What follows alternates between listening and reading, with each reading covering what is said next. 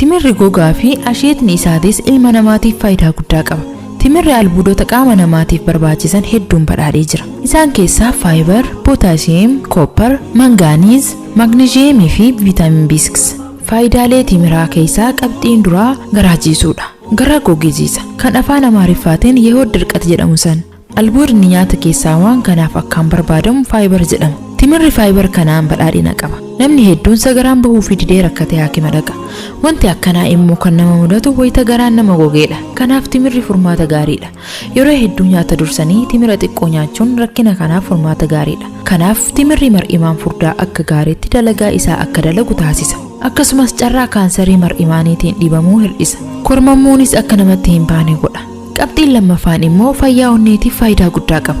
Albuudni faayibar kun fayyaa mar'imaanii qofaaf osoo hin taane fayyaa onnee teenyaatiifis faayidaa guddaa qaba. Qabxiin sadaffaan faayidaa timiraa keessaa akka qaamni hin dhiitofne godha. Akkuma jalqaba irratti isiniif ibsuu yaaletti timirri albuuda magneeziyem jedhamuun badhaadhee jira. Albuudni magneeziyemii kun immoo antiinfilaamaatarii keessaa isa tokko. Antiinfilaamaatarii jechuun guruppii dawaa dhukkubaati. Timirri immoo antiinfilaamaatarii keessattis ramadama.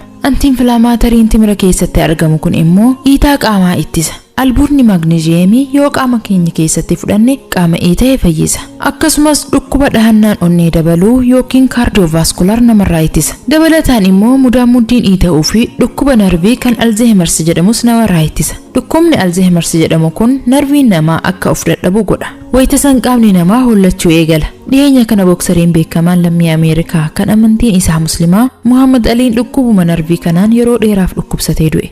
Rabbiin rahmata isaaf haa godhu. Dhukkubni kun gaafa umriin maanguddooman suutaan akka sammuu yaaduu dhaabu godha. Namni timira yeroo hedduu sooratu dhukkuba kanaaf haala salphaan hin saaxilamu. Qabxiin itti aanu immoo dhiibbaa dhiigaa hir'isa. Albuudni magneeziyem kun qaama namaatiif faayidaa guddaa qaba. Albuudni kun dhiibbaan dhiigaa akka hin daballe godha. Timirri immoo albuuda magneeziyemii kanaan waan badhaadhaa ta'eef nama dhiibbaa dhiigaa qabuuf faayidaa guddaa akka qabu qorannoon irra gahee jira. Gama birootiin timirri pootaashiyemiin badhaadhaadha. Albuudni pootaashiyemii kun immoo akka onneen qajeelatti hojii hojjettu gargaara. Qabxiin shanaffaan immoo dhukkuba tasa sammuu nama tuqee haasa'uuf socho'uu nama dhoorku yookiin istirook kan jedhamu akka nama hin qabne godha. Dhukkubni kun dhukkuba hamaadha. Nama nagayaa kana gama bineensa socho'uu hin dandeenyetti jijjiira. Rabbiin nurraa haa qabuuti.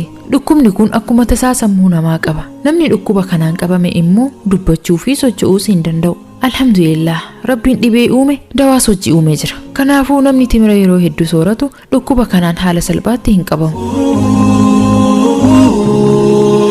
Qorannoo Yuunivarsiitii Saayinsii fi Teeknooloojii tokko keessatti gaggeeffameen timirri ciniinsuu fi da'umsa irratti faayidaa qabaachuun isaa mirkanaa'ee jira. Qorannoo waggaa tokkoof ji'a tokko dubartoota 69 irratti gaggeeffameen dubartoonni osoo ciniinsuun isaanii hin gahin torbaan 4 dursanii timira nyaataa turan dawaa ciniinsuu kaleessu kan akka ciniinsifattu godhu. Anesteeziyaa osoo hin fudhatin uumaan ciniinsifatanii dahuu danda'anii jiru. Dubartiin timira hin nyaatin immoo ciniinsuu uumaatiin dahuu dadhabanii dawaan ciniinsuu kennamee fi akka dahan godhamanii jiru.